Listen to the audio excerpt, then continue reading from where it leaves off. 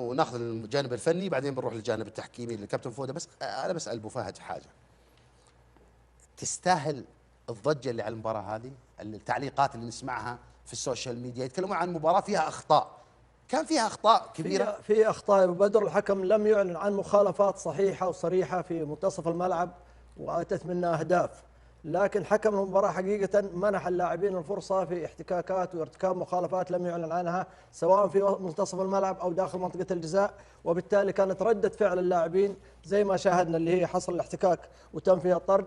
كان في فاول قبلها ايضا. بالنسبه لهدف الشباب الثاني كانت في لمسه يد على لاعب نادي الشباب. طبعا بالنسبه للمسه اليد لو سجل منها هدف مباشره يروح للحكم الفي ار، حكم الفي ار يستدعيه، لكن هناك حصلت مخالفه بعدها، لكن لمسه اليد حدثت قبل ارتكاب المخالفه.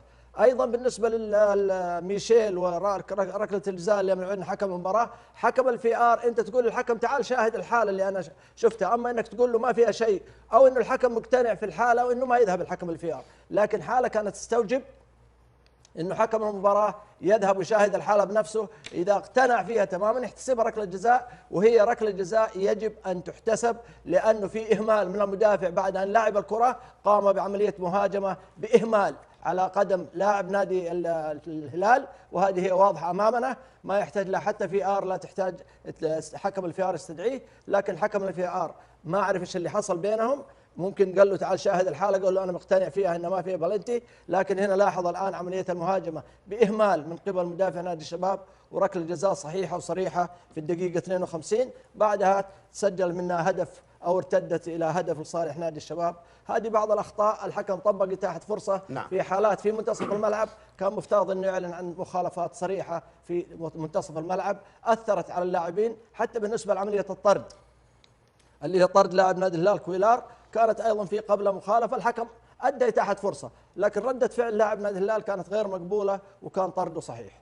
طيب بنناقش الموضوع بالتفصيل، بس خليني اذكر المشاهدين اداره تجمع اللاعبين بهذا الشكل، دخول الحكم بين اللاعبين خطا، كان مفترض انه يوقف بعيد عنهم في الحكم المساعد، اللعيبه مضاربه صارت بين اللاعبين واحتكاكات ودفع، والحكم زي ما انت شايف كانه دفعوا، يعني عمليه انك انت خذ ارقام اللاعبين وشاهد الحاله واتخذ قرارك القانوني في مثل هذه الحالات. عموما المباراه فلتت من ماجد الشمراني، لم يستطيع ان يسيطر على المباراه، والاحتكاكات كثير نتيجه عدم احتساب اخطاء، واخطاء كانت امامه، يعني هذا الخطا كما زي ما قال الكابتن سمير لو حصل حسب المخالفه ما حدثت الاشكاليه بين اللاعبين وعمليه الطرد ادت الى الطرد. كم حاله هي في المباراه؟ على عندي 8 حالات. طيب اوكي عشان نناقشها بالتفصيل بعد شوي. في بس سؤال، انا عاوز اسال سؤال كابتن، هو مين حكم الفار يا كابتن فوده؟ عبد الله الشهري. عبد الله الشهري. طيب انا بس هتكلم نقطه، عبد الله الشهري ده لسه من الحكام الصاعدين، انا اسالك سؤال يا كابتن وليد، ماتش الهلال والشباب ده ماتش صعب ولا لا؟ صعب.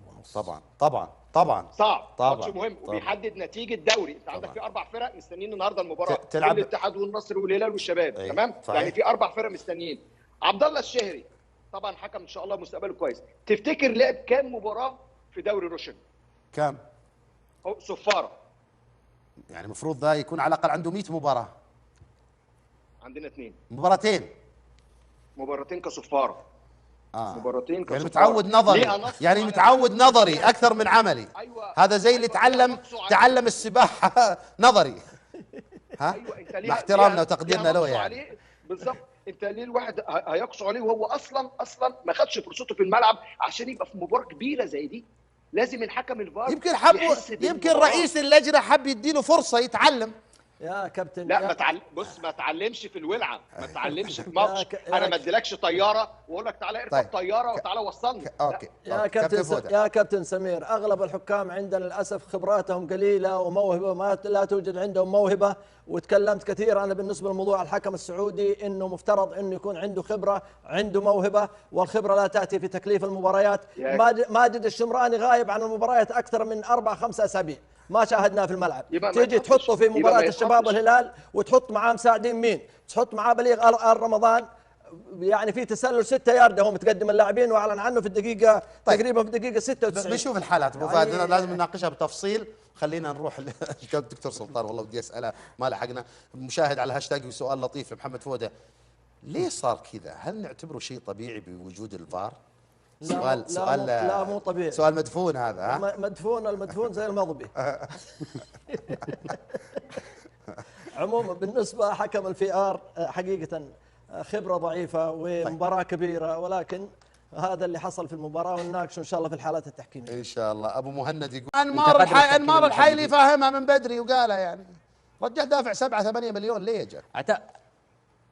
أعتقد أن الجدولة لوحدها وضغط المباريات كانت كفيلة أن تبعد الهلال عن الدوري. ما كان الهلال والهلاليين يتوقعون أنه أخطاء تحكيمية مؤثرة من ضربة جزاء واضحة وصريحة للهلال إلى هدف شبابي، من فاول للهلال إلى فاول للشباب إلى هدف للشباب. أعتقد أنه مانويل نافارو لا يحتاج في اليوم التالي أو غدا أنه يطلع ويبرر الحالات التحكيمية، لأنه بيقول لنا بالعرف السعودي هذه لا تحسب ضربة جزاء. أشياء كثيرة حصلت اليوم في المباراة، الشبابيين يستحقون الفوز، مبروك للشباب. الشباب ما له علاقة باللي حصل اليوم، لكن تفاصيل صغيرة أمام فريق منهك من مشاركات خارجية من جدولة صعبة، أخطاء تحكيمية حصلت 2020 أمام الأهلي، ضربة جزاء واضحة لصالح الشهري وفقا للعرف السعودي لا تحتسب للهلال. اليوم ضربة جزاء واضحة وصريحة لميشيل لا تحتسب. دياز اعتذر عن إكمال المؤتمر الصحفي بسبب الأخطاء التحكيمية. الهلال كان في تراجع فني، في جهد بدني، في ضعف في الارتداد السريع داخل الملعب، لكن التفاصيل الصغيرة هذه هي من أخرجت الهلال عن المنافسة عن بطولة الدوري، وما يجعلني مطمئنا نوعا ما أن الهلال استحقاقاته الخارجية ستكون بطواقم حكام خارجية. التحكيم المحلي عندنا يحتاج إلى عمل، يحتاج إلى شغل. إحنا ننتقد الأخطاء التحكيمية.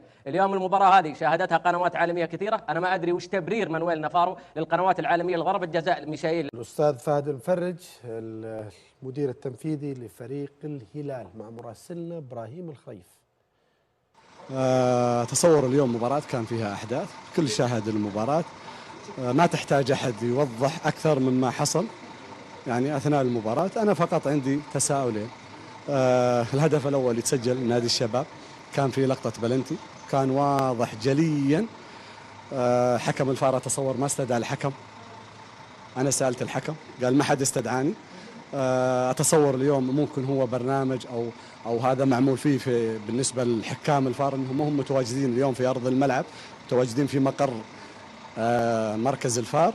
الهدف الثاني أتصور نفس السيناريو ونفس المنوال، كانت قبل ما يحتسب فاول لنادي الشباب على نادي الهلال، كان في لمسة يد وتسجل منه الهدف الثاني. الحكم الرابع من خلال الكابتن سعود كريري ومساعد المدرب اللي أكدوا لي على هالكلام بعد ما تناقشوا وتكلموا مع الحكم الرابع، إن أنت شاهدت اللقطة بيد اللاعب. قال صحيح أنا شاهدت اللقطة وبلغت الحكم والحكم ما استمع لي. ففي علامة صراحة استفهام كبيرة، لا تشكيك لكن يعني المظهر اللي ظهر فيه اليوم الحكم في المباراة، أو ما أعرف ممكن يكون حكم الفار ما استدعاه معناه ده، لأن هذا اللي كان واضح بالنسبة لنا داخل أرض الملعب، ما شاهدنا الحكم يروح يشاهد الفار.